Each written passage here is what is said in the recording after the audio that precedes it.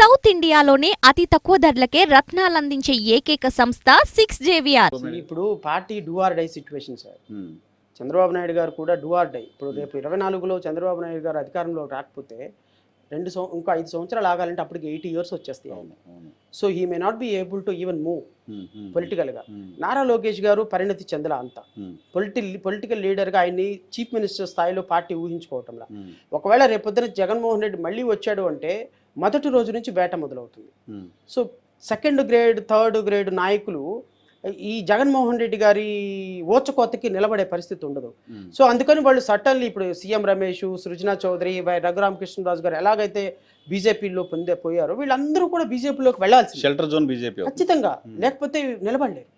So ఖచ్చితంగా Telugu Desam party ఓడిపోతే 24 గంటలు వీళ్ళందరూ కూడా భారతీయ జనతా పార్టీలోకి వెళ్ళిపోతారు. అది సముద్రం కాబట్టి. సో అప్పుడు భారతీయ జనతా పార్టీతో ఫైట్ చేయడం వైసీపీ కూడా టఫ్ ఇన్ కేసు అధికారంలోకి వచ్చినా. ఖచ్చితంగా. సో అప్పుడు తెలుగుదేశం పార్టీని బ్రతికించే అవసరం వైసీపీకే ఉంటుంది. నో అలా అని కూడా కాదు నేను అనుకోను. ఎందుకంటే తెలుగుదేశం పార్టీని ఇక బతికించే పరిస్థితులు ఎవరు ఉండరు. మీరు తెలుగుదేశం పార్టీ కనుక అధికారం కోల్పోతే ఇక తెలుగుదేశం పార్టీ అనేది మనం ఎప్పుడో తెలుగుదేశం పార్టీ ఉండేదంటే ఒక చరిత్రలాగా చెప్పుకోవాల్సింది. అంతేగాని ఇంకా దానికి లైఫ్ ఉందని నేనైతే అనుకుంటున్నాను. ఓకే, మీ కంటెస్టింగ్ సంబంధించి వస్తే ఎందుకు నారా లోకేష్ గారిని, పవన్ కళ్యాణ్ గారిని బాగా టార్గెట్ చేస్తున్నారు మీరు? సో నో ఐఎమ్ సారీ, నేను ఆ విషయాన్ని నేను అసలు యాక్సెప్ట్ చేయను. Nara Lokesh is not at all competent. నాకు అసలు is not a competition to me. Because అతను హీఈస్ నాట్ లీడర్ అండి. He was not a Born leader, he was made up leader.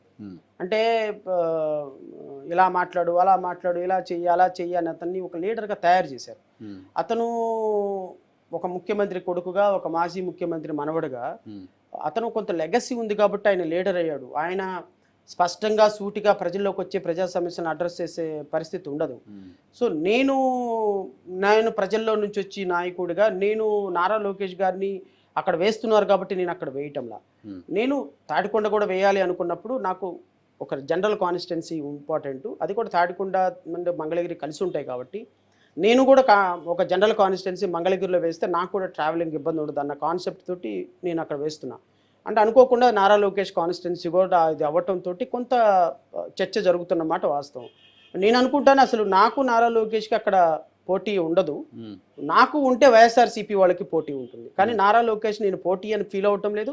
Maybe ఆయన ముఖ్యమంత్రి కొడుకు అయితే అయ్యుండొచ్చేమో.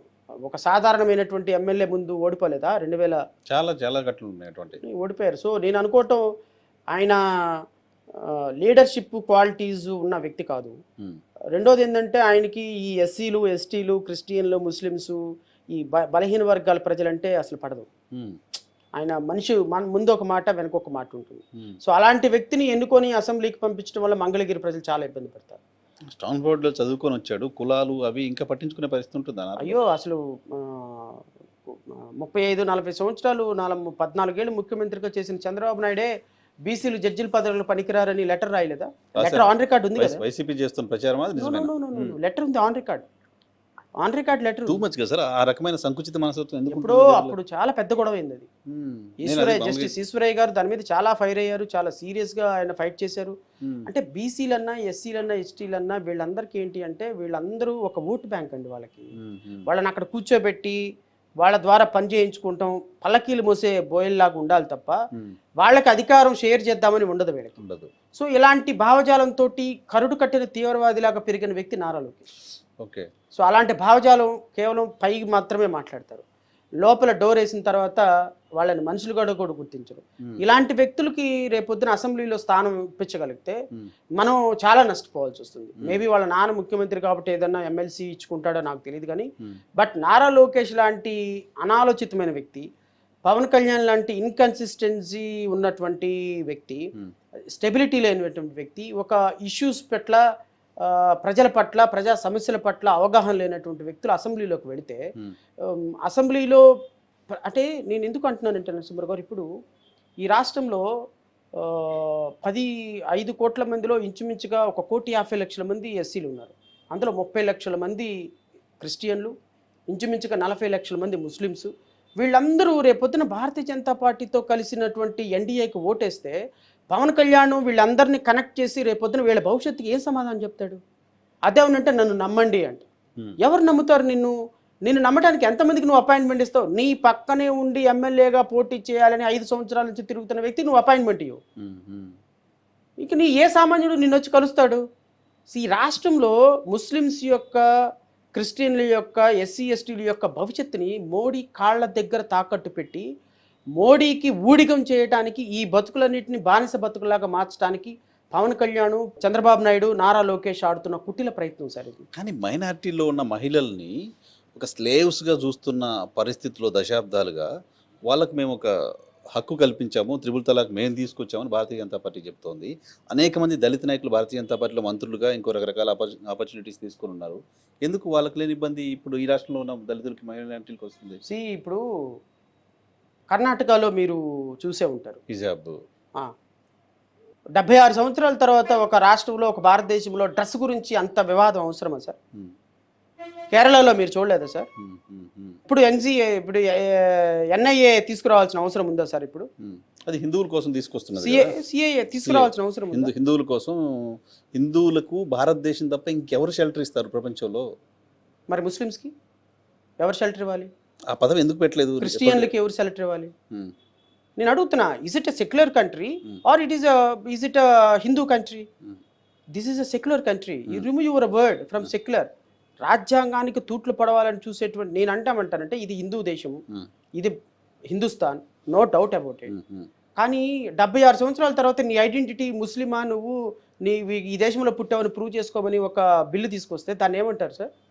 దేశంలో ఒక అధికారికంగా రామాలయ నిర్మాణం చేసి రాముని ప్రతిష్ఠించండి. మీరు అదే స్థాయిలో మేరీ మాతను ప్రతిష్ఠిస్తారా? అదే స్థాయిలో ముస్లిమ్స్ని ప్రతిష్ఠిస్తారా? ప్రభుత్వం అధికారికంగా చేయగలుగుతుంది ఆ పని? ఇది సెక్యులర్ కంట్రీ అయినప్పుడు మీరు ఏ మతానికి importance, I'm not against for anybody. నేను శ్రీరాముడికి వ్యతిరేకం కాదు, ముస్లిమ్స్కి వ్యతిరేకం కాదు, క్రిస్టియన్కి వ్యతిరేకం కాదు.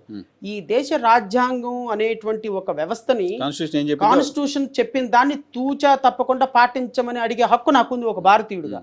అదే కాన్స్టిట్యూషన్ మీద ప్రమాణం చేసిన ముఖ్యమంత్రి, అదే కాన్స్టిట్యూషన్ మీద ప్రమాణం చేసిన ప్రధానమంత్రి, అదే కాన్స్టిట్యూషన్ మీద ప్రమాణం చేసిన ప్రెసిడెంట్ ఆఫ్ ఇండియా.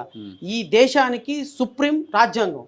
ఆ రాజ్యాంగంలో ఉన్న ముస్లిమ్స్ని, క్రిస్టియన్స్ని నువ్వు ఈరోజు ప్రూవ్ చేసుకోమంటే, ఆ రాజ్యాంగంలో మత స్వేచ్ఛ ఉన్నప్పుడు మత స్వేచ్ఛని అడ్డుకుంటూ బైబిల్ బయట కొంగుల్లో చాటును దాటుకొని చర్చికి వెళ్లాల్సిన పరిస్థితి వస్తుంటే, ఈ దేశంలో ముస్లిమ్స్, క్రిస్టియన్ల పరిస్థితి ఏంటి? భవిష్యత్తులో మరలా ఇలాంటి వ్యవస్థను అడ్డుకోకపోతే పరిస్థితి ఏంటి? నువ్వు, I'm not saying Bharatiya Janata Party హిందుత్వాన్ని పాటించమనండి. That does not mean you should not hurt other communities, you should not hurt other community feelings. But అది లీగల్ గా చేస్తుంది కదా, చట్ట ప్రకారం చేస్తుంది. సిఏ చట్ట ప్రకారం తీసుకొస్తున్నారు. ఈవెన్ సుప్రీంకోర్టు గ్రీన్ సిగ్నల్ ఇచ్చింది. That is why I'm saying, చట్ట ప్రకారం నీ చేతిలో అధికారం ఉంది కాబట్టి నువ్వు సంతకం పెట్టమంటే 2 నిమిషాల్లో సంతకం పెడుతుంది ప్రెసిడెంట్ ఆఫ్ ఇండియా. చట్టం నీకు ఇచ్చింది దేశ రాజ్యాంగాన్ని, సమగ్రతని కాపాడే కాన్స్టిట్యూషనల్ స్పిరిట్ని కాపాడమని, కానీ నీ చేతిలో అధికారం ఉంది కాబట్టి నువ్వు తీసుకెళ్తున్నావు. సో చట్టం మోటోలో రాంగ్ సెన్స్ ఉంది అంటారు. అబ్సల్యూట్లీ. ఇప్పుడు మీరు